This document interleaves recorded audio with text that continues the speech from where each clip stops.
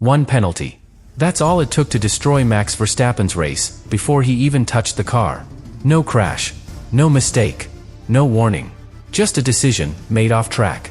And in seconds, he was pushed from a competitive position straight into the most dangerous part of the Nürburgring grid. From 6th to 9th. 3 places. That sounds insignificant. But here's the reality no one is talking about. At Nürburgring, 3 places isn't a detail. It's the difference between clean air and chaos. And just 25 minutes after the start, 7 cars were involved in a massive crash, the race was stopped, and everything collapsed. Completely. Now ask yourself this. How does a penalty given for another driver's mistake end up changing everything for a 4-time world champion? Because that's exactly what happened. This wasn't just unfair. It was a decision that may have placed one of the best drivers in the world directly in the path of disaster. And once you see how it all connects, you'll realize this isn't just a penalty. It's something much bigger. It didn't feel like a big moment. No controversy. No heated debate. No immediate outrage. Just a quiet decision, almost routine, almost invisible. A 3-place grid penalty. Simple. Final. Accepted. But that's exactly where the problem begins. Because the most dangerous decisions in motorsport are rarely the ones people question. They're the ones that feel normal. This penalty came from qualifying. From an incident involving Lucas Auer, Verstappen's teammate. Not Verstappen himself. That detail matters more than it seems. Because what happened on track wasn't dramatic. No major crash. No reckless move. Just a moment of misjudgment in traffic. And at Nürburgring, traffic isn't just traffic. It's chaos layered on top of speed. Different categories sharing the same circuit. Cars with massive performance gaps. Some braking early. Others arriving at full speed. And in that environment, one small miscalculation becomes inevitable. A Porsche ahead slows unexpectedly. Auer reacts. Too late. Contact. Minor, on the surface. But enough for the stewards.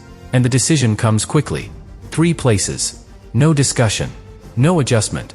No deeper analysis. Just the rule, applied exactly as written. And that's where everything starts to feel uncomfortable. Because Nürburgring isn't like any other track. It doesn't follow the same logic. Here, position isn't just about overtaking. It's about exposure. It's about where you are when things go wrong. And things always go wrong here. So when that Mercedes was pushed from 6th to 9th, it wasn't just losing positions. It was being dropped into a completely different race. A different environment. A different level of risk. Now think about the opening phase of any Nürburgring race. The field is tight. Compressed. Unpredictable. Cars everywhere. No rhythm. No control. Just constant reaction. And that's exactly where Verstappen's car was placed. Right in the middle of it. Surrounded by variables no driver can fully manage. More cars to pass. More situations to read. More moments where timing has to be perfect. And on this track, perfect doesn't exist. Even Verstappen has said it. There is no perfect lap here. No perfect execution. Only survival. Corner by corner. Now add something even more important. This wasn't the first time a decision like this changed everything for him. Earlier in the season, he dominated a race. Controlled it. Won it on track. And still lost everything after. A rule violation. A technicality. A decision made after the fact. Once again, performance didn't matter. Once again, the system overruled the result. And once again, the consequence felt bigger than the mistake itself. That's when a pattern begins to form. Not obvious. Not loud. But real. Small decisions. Massive consequences. And Verstappen, time after time, ends up on the receiving end. But this time, the environment made it different. Because this wasn't about losing a result. This wasn't about points. This was Nürburgring. Where every position changes your level of danger. Where every decision shifts the probability of something going wrong. And that's the key. Probability. The penalty didn't guarantee disaster. But it moved the car closer to it. Closer to traffic. Closer to unpredictability. Closer to the kind of situation where one mistake doesn't stay isolated. It spreads. It multiplies. And that's why this next part changes everything. Because once the race started, those probabilities stopped being theoretical. They became real. The lights go out. Engines surge forward. And instantly, everything feels different. Not clean. Not controlled. Not predictable. Because this isn't a normal start. This is Nürburgring. Where races don't begin smoothly, they collide into motion. Cars launch, but instead of spreading out, they compress. Faster machines trying to escape. Slower cars holding their line. Different categories mixing in ways that don't make sense, but still happen. And within seconds, the entire field becomes unstable. Now remember where that Mercedes is. Not at the front. Not in clean air. Right in the middle of it. Surrounded. Boxed in. Forced to react instead of led. And that changes everything. Because in this phase of the race, control doesn't exist. You're not choosing your line. You're adapting to everyone else. Every corner becomes a risk. Every straight becomes a decision. Push forward or hold back. Commit or wait. And while all of that is happening, something else builds. Density. Cars getting closer. Groups forming. Moments stacking on top of each other. Pressure rising with every second. And then, Klosterdal. One of the fastest sections on the entire circuit. A place where hesitation is not an option. Where every driver is already committed before they even arrive. Over 200 kilometers per hour. Minimal margin. No room for correction. And this is where everything breaks. One reaction. Then another. A car slows unexpectedly. Another arrives faster than it should. Then another. And suddenly, it's not one mistake. It's a chain. 7 cars. Caught in the same moment. No escape. No time. Just impact. And then, silence. The race stops. Completely. Red flag. Cars scattered across the track. Debris everywhere. A scene that no longer looks like racing. It looks like something went very wrong. And within seconds, the atmosphere changes. This isn't routine. Medical teams rush in. Ambulances on track. And then, the helicopter. That detail changes everything. Because helicopters don't come out for minor incidents. They come out when time matters. When every second counts. Drivers are injured. Multiple. Details unclear. But serious enough to shut everything down. Now stop and think about that moment. 25 minutes. That's all the race lasted. It hadn't settled. It hadn't spread out. Everything was still compressed. Unstable. Exactly the kind of phase where starting position matters most. Where being deeper in the grid increases exposure. Where traffic is at its worst. And that's where the connection becomes impossible to ignore. Because this didn't happen late. It didn't come after hours of racing. It happened right when the field was at its most vulnerable. Right when positioning defines risk. Right when being surrounded turns small mistakes into massive consequences. And that's exactly what happened. But here's the detail that changes the tone completely. One of the cars didn't just hit the barrier. It went under it. That's beyond a normal crash. That's the system being pushed past its limits. And when you hear that, everything feels heavier. Because now, this isn't just about who was involved. It's about how far things escalated. How quickly control was lost. And how little it took for everything to collapse. Now think about Verstappen. He's not in the car. He's in the garage. Watching. Waiting for his moment. The second stint. The darkness. The challenge he specifically wanted. And instead, he's watching the race disappear. Lap by lap. Minute by minute. Until there's nothing left. And that creates a strange reality. Because he avoided the crash.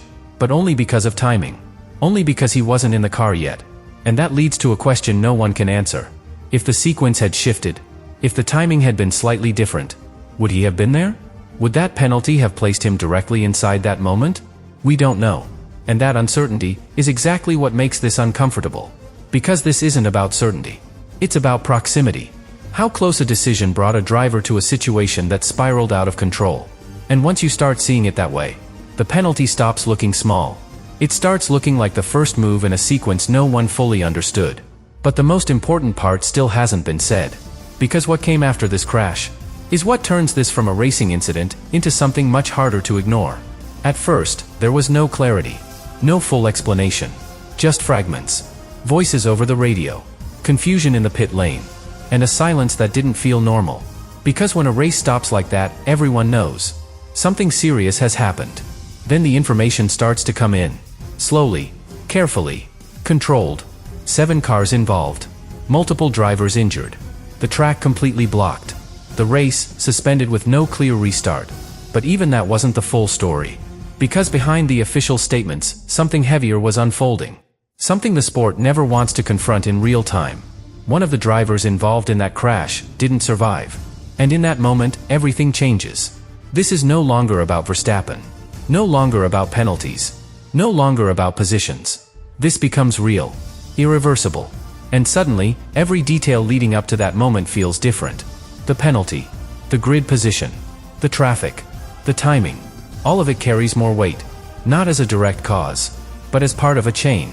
A sequence that shaped how events unfolded. And this is where the story becomes impossible to ignore. Because less than a day before this race, Verstappen said something that now feels chilling. He knew the risks. He understood exactly what Nürburgring represents. He admitted that a serious crash was always possible. And still, he said it was worth it. That he wasn't afraid. Because the challenge, the intensity, the experience, made it worth the danger. At the time, it sounded like confidence. Like the mindset of a champion chasing something bigger. Now, it feels different. Now it feels like a direct confrontation with reality. Because Nürburgring doesn't care who you are. Not a rookie. Not a veteran. Not a world champion. And on that day, it proved it again. A driver with years of experience. Familiar with the circuit. Still caught in a moment where everything escalated beyond control. And that's the part that hits the hardest. Because if it can happen there? To someone who knows the risks. Then what does that say about the environment itself? And this is where everything connects back to the beginning. The penalty. The decision. The system. Because this isn't about blaming one action. It's about understanding how small decisions influence bigger outcomes. How they shift probability. How they move drivers closer or further away from danger. And in this case, everything moved in one direction. Toward a moment no one can undo. Now think about Verstappen again. Sitting in the garage, helmet off, watching the screens, watching the race disappear, knowing he was part of that grid, part of that race, part of that environment, even if he never got behind the wheel. And that creates something difficult to process. Because physically, he was safe. But mentally, he was right there. Inside that moment. And that's why this penalty feels different. Not because it broke the rules, but because of what it reveals. A system that applies decisions the same way, everywhere. Without fully accounting for where those decisions land. Because at most tracks, a 3-place penalty is manageable. Here, it's something else. Here, it can place you closer to something you cannot control. And that leads to the final question. The one no one inside the sport is comfortable answering. How many decisions like this are made, every single weekend? Without anyone truly understanding what they might trigger? Because if this moment has shown anything, it's that the consequences of a decision are not always visible when it's made. Sometimes, you only see them when it's already too late.